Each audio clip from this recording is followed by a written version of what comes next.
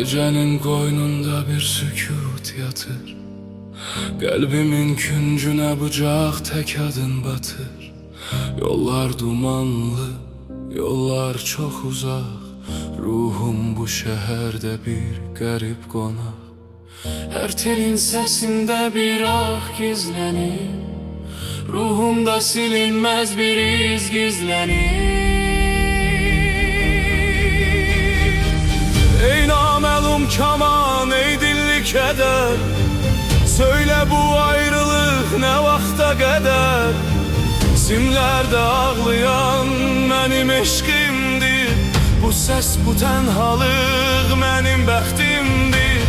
Ağla hey ağla ey dilsiz fəqan, sen tek hemdemim, sen tek inan.